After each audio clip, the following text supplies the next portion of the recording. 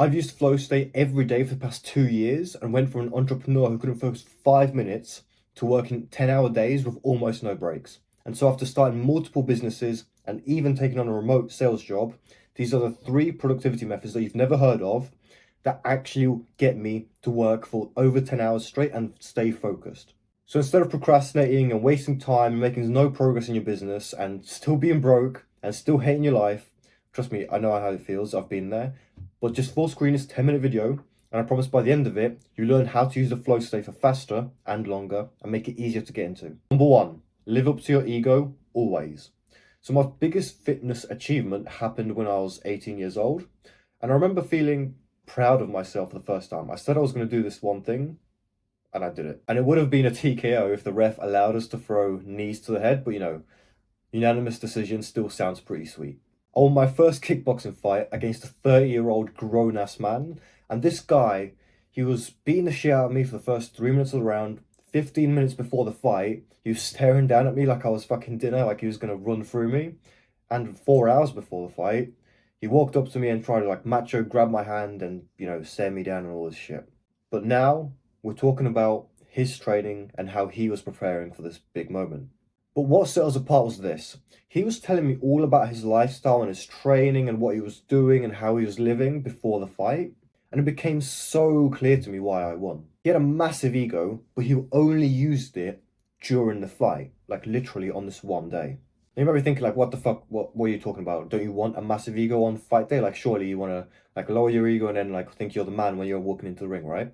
I mean, sure, you're 100% right in that regard, but I did it differently.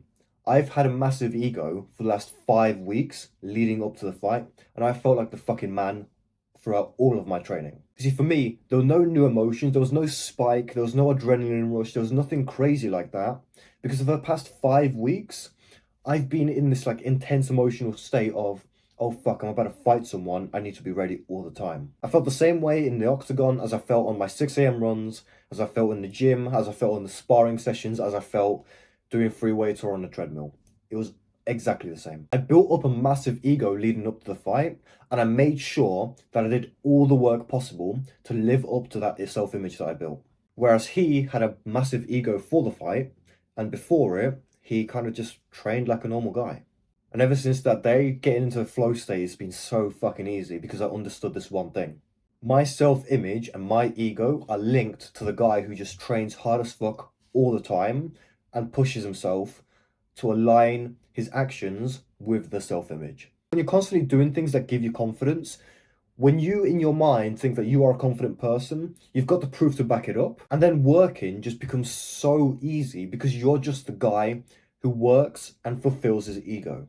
And I'm not saying I'm like the fucking king of the world or that I'm better than everyone else here, but I still have so much shit to improve on. And I could tell you 20 more stories about shit that I didn't win at, that I failed. But pushing my ego as high as I could and then trying to live up to that has helped me so much in business. Number two, low GI foods. And by the way, if you want me to make you a productivity plan on how to do 6 hours of deep work every single day, I'll make one. Click the first link in the description and I'll make one for you for free. And there's a shit ton of bonuses attached to that as well. So just check it out.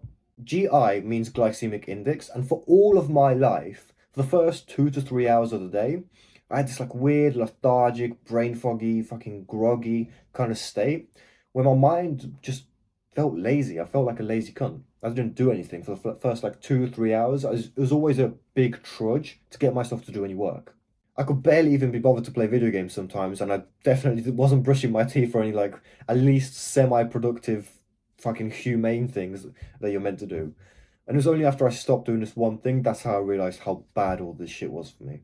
So back in uni, I'd have protein powder with cereal, cornflakes or something. But I switched protein powder with blueberries and oats and all this shit. And basically it was all carbs. Then I'd sit at my desk for 2 hours because my brain was fucked from all the blood glucose from eating all these carbs. And not to mention having to digest all that food, how much food I was eating back then as well. It's just so much digestion and just the blood glucose is fucking my brain up. So low GI foods means low glycemic index foods. And now every single carb has a glycemic index, so something to do with glucose and glycogen and all this shit. Basically, what you need to know is that if you eat low GI foods, your blood sugar spikes are much lower and there's a more steady release of energy. So for example, like wholemeal bread or sourdough bread is quite lower in GI, and something like honey or donuts or anything like sugary and sweet, that will be quite high in GI. So, you know, when you eat like a really sugary snack and your brain starts to feel like really foggy and like really groggy straight away, that's because of the blood sugar spike and the quite fast release of energy from the carbs.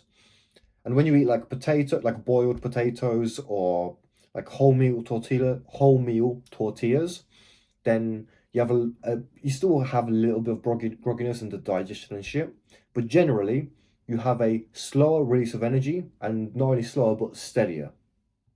So if you think of it as like a spike in energy, like sugary shit will go up like this, like go up and down, and then like a tortilla or something will be like that, right? And we want this basically. The less blood sugar spikes you have as well, the less hungry you feel, and you can basically work without distraction from like the hunger and being wanting to eat more food. You just basically work for longer. So to sum it up, eat low GI foods, you'll get less blood sugar spikes, which means that your brain is less groggy and you can focus for longer. So there was a study done that shows that non-severe blood sugar swings can cost you on average, and remember, like for me and you, we're probably fucked, like we probably have a higher or lower tolerance. So on average, blood sugar spikes will cost you 16 hours of work a week from being like brain fog and all this shit. But for us, it's probably closer to like 20, 25, maybe even double that. Now, I wouldn't suggest you start eating like fucking lentils and chickpeas and all this shit. Instead, I'd just look at the carbs that you are eating. So if you're eating anything sugary or stuff like that, I'd push it to the end of your day as far as you can. So the morning when you're working, or if you want to work later on in the day, that's totally fine as well. Just push your carbs as far away from the work hours as you can. So if you work in the morning, eat your carbs very late. If you work late, then eat your carbs like straight away, or maybe not straight away, but just further away from when you're working. And what you can do as well is just ask ChatGPT for like low GI alternatives. So if you eat white bread all the time, just ask ChatGPT, what's a good alternative for white bread that has lower GI or lower glycemic index? And number 3 is fire your friends and family.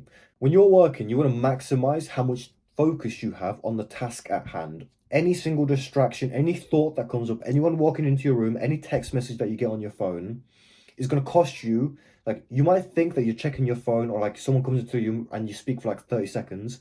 It's going to cost you like 5 to 15 minutes. There's some study done, I might get it on screen again, that says that you lose around 5 to 15 minutes every time a distraction comes up. And the thing is, like, sure, that might be one thing as well. But when you think about it, like in terms of value of you talking to these people anyway, it's like if your friend sends you a text message and you check it during work hours, it's like, do you genuinely need to respond to him right now? Is it really that important? Is he gonna fucking die if you don't message him back immediately? Probably not. You're better off just working, doing everything that you need to, and then later on in the day, once you are free, like a lot of you just need to respect your fucking time more. Why do you allow other people to send you messages and like fucking give you a little bloop on your phone and distract you away from your work? Like, do you not respect yourself? Why can other people do this shit to you? It's like, just gonna fucking rant about this, but you just need to respect your time more and be aware of like, okay, you are working towards your goals right now. Anything that isn't your goal is a fucking distraction, and especially if you're getting notifications on your phone and someone's coming into your room and they're distracting you, you're just gonna take longer to get to your goal. Like, why would you want to take longer to get to your goal? You're already broke as shit. You're probably depressed. You don't like your life. You're not working as hard as you want to. Why are you making it more fucking difficult for yourself? And I'm not saying to fucking ignore them or like cut people out of your life. Just be respectful. Always like listen to people, hear them out and see what they want, but try and just do it after work. Just prioritize work, get to your fucking goals as fast as you can. And like, if you become, I don't know, if you make a bunch of money next month, or if you make more money than you already make, or if your business just skyrockets, like, people are going to understand why you cut them off. And if they don't, then you don't want to be friends with that person anyway.